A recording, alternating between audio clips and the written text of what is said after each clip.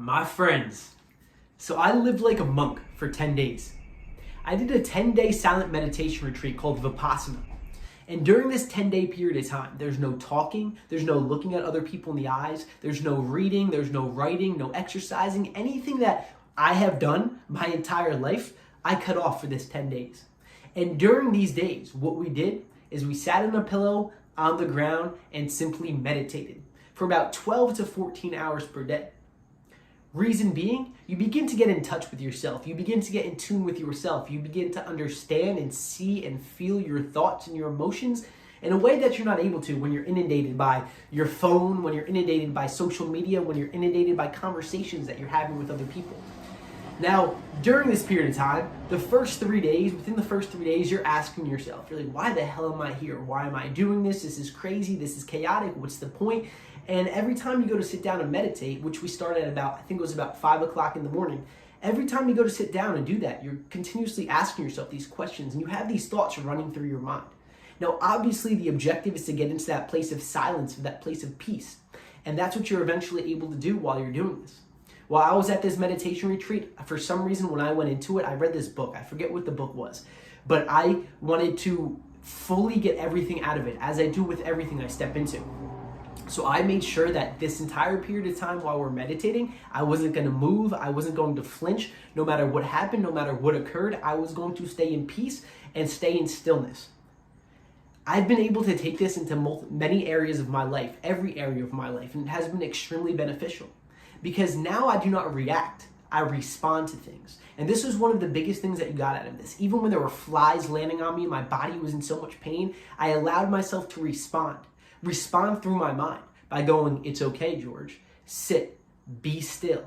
This too shall pass. And that was one of the sayings that we got out of Vipassana was this too shall pass. No matter what it is that's occurring in your life, or no matter what it is that's happening, is going to pass. Now, I remember when we would stop our meditation, we'd have time to be able to walk around on the grounds and whatnot, and you start to really appreciate the little things so much more as well. Like there were these little worms that they'd be on the blacktop in the morning, and then it would start to get hot, so they'd start to dry up out there. And I remember walking on the blacktop and seeing the worms and grabbing a stick and just putting them over on the grass, because I appreciated life so much more. I appreciated the bugs. I would look up and see airplanes and I'd be like, I can't believe there's people that are actually inside of these airplanes.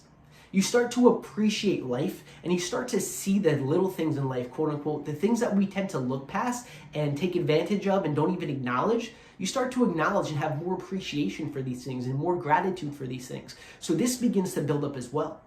Now, when you go out into the actual world, into the real world, there's so much more appreciation and gratitude that you have. And obviously, it's a practice that you get to continue to put into play, as I have, through meditation.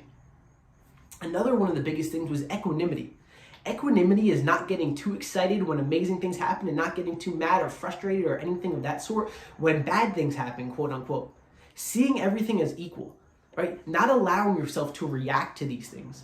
Because what tends to happen in this world is like something good happens or we get good news, we get so excited and so amped up and so hyped up about it, and then maybe that doesn't fall through and that doesn't work out the way that we thought it would. So then we get upset and we're just getting dragged down by things in this external world. But when you allow yourself to actually gain this control, gain this level of equanimity, where these things don't overtake you any longer, you become so much more powerful. Because now when everyone outside of you, when everyone around you is reacting to the circumstances, the situations, the events, you stay keen and peeled. And you're like, awesome, I know that I'm going to get to where it is that I want to go regardless. Awesome, this happened. What do I get to take away from it?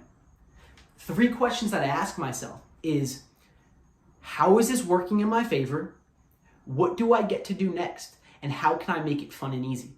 And the only way you're able to do these things in the moment is when you have this level of equanimity, this level of responsiveness, this level of control of your mind, which you get from doing things such as sitting in silence. Now, I'm not saying that you have to go on a 10-day silent retreat, but allow yourself to sit in silence. Allow yourself to be with silence. Allow yourself to sit in a meditation. Do it every single morning, maybe 5 minutes per day or 10 minutes per day. I start with Headspace and start to see how you start to gain control of your mind. And instead of reacting to things, you begin to respond and you're able to make decisions. Just like when people say, like, I wish I did this, like, you can look back on your day. Maybe you got into like a conversation with someone or an argument with someone or something, and you say, I wish I said that instead. I wish I said that instead. When you gain this level of control of your mind, this responsiveness, by sitting in silence, by being in silence, by allowing yourself to be aware of everything, you, quote unquote, respond the way that you desire to respond. It's almost like everything moves in slow motions and you're like Neo from the Matrix, and you can get clear on what it is that you need to do. Now you become the chess master instead of the chess piece. Sitting in silence is extremely important. Vipassana is something that can benefit you if you want to go on a 10-day retreat, or just allow yourself to meditate daily to get those answers that you're looking for. If you're looking for other answers, you can click the link in the description down below. I'm doing free 15-minute calls. Free 15-minute calls where we can guide you and help you get clear in your mind and what's been holding you back. We've been doing this since 2015 and helped many men do this exact same thing for themselves. Or you can click around on any of the other videos to watch those videos and see where it is that they will lead you to, gaining control of your subconscious mind. Make sure to like and subscribe, and I will catch you in the next video. Let's get it done.